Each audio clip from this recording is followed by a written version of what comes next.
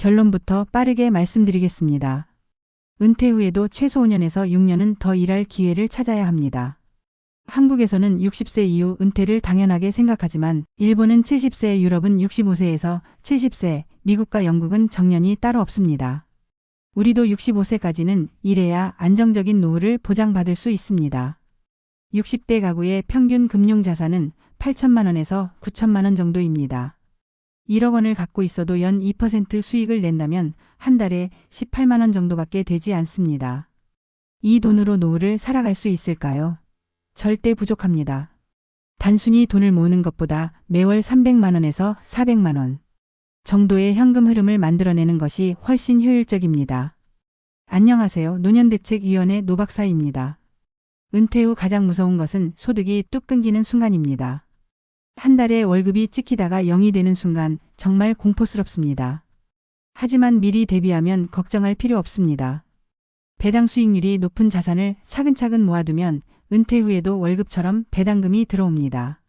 40대에서 50대는 소득이 가장 많아지는 시기입니다. 하지만 이때 소득이 늘어난다고 소비까지 늘려버리면 답이 없습니다. 저축을 지금보다 더 늘려야 합니다. 연금저축이나 IRP 같은 절세형 상품을 활용하면 세금 혜택을 받을 수 있습니다. 배당소득세도 줄일 수 있습니다. 지금 당장 준비해야 합니다. 주택이 없는 경우 고정적으로 나가는 임대료 부담이 너무 큽니다. 일본에서도 노후 파산하는 대표적인 이유 중 하나가 바로 집이 없는 것입니다. 거주할 집 한 채는 꼭 마련해야 합니다. 주택이 두세 채 있다면 자산을 다변화하는 것도 좋은 방법입니다. 프리랜서와 월급쟁이는 투자 방식이 다릅니다. 월급쟁이는 소득이 안정적이기 때문에 집을 마련하는 것이 우선입니다. 프리랜서는 소득이 불안정하기 때문에 유동성 확보가 중요합니다. 만약 혼자서 돈을 번다면 현금을 더 확보해두고 나머지를 주식 등에 투자하는 것이 좋습니다. 30대라면 가급적 위험자산 비중을 최대한 높여도 됩니다. 시장 변동성이 크지만 장기적으로 보면 수익이 훨씬 높아지기 때문입니다. 한두 번 손해봤다고 조급해하지 말고 꾸준히 투자하는 것이 중요합니다.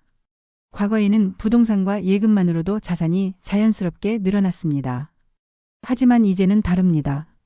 부동산의 기대 수익률은 낮아졌고 예금 금리는 물가 상승률을 따라가지 못합니다. 즉 예금만으로는 자산이 불어날 수 없습니다. 투자는 길게 봐야 합니다. 단기적으로 돈을 벌겠다는 생각으로 투자하면 오히려 손해를 보게 됩니다. 100에서 나이를 빼는 법칙을 적용해서 자산을 배분하는 것도 좋은 방법입니다. 예를 들어 30대라면 위험자산 70%, 안전자산 30%, 60대라면 위험자산 40%, 안전자산 60% 정도로 조정하는 것입니다. 절세 전략도 중요합니다. 연금저축과 IRP를 활용하면 연말정산에서 세액공제를 받을 수 있습니다. 세금을 아끼면서 노후 준비를 할 수 있는 아주 좋은 방법입니다. ISA 계좌를 활용하면 세금 부담을 줄이면서 효율적으로 투자할 수 있습니다. 배당 투자는 은퇴 후에도 안정적인 현금 흐름을 만드는 데 도움이 됩니다. 특히 미국 주식 중에는 꾸준히 배당을 지급하는 기업들이 많습니다. 대표적인 배당 ETF로는 JEPI, JPMQ, QYLD 등이 있습니다.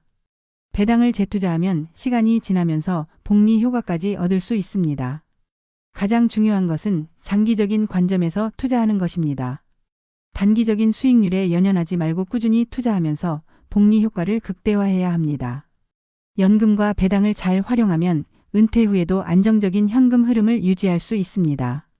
마지막으로 가장 중요한 것. 금융 지식을 쌓고 절세 혜택을 최대한 활용하세요. 남들은 다 아는 절세 전략과 연금 투자 방법을 모르고 지나치면 큰 손해를 보게 됩니다. 노후 준비 지금부터라도 차근차근 준비해야 합니다.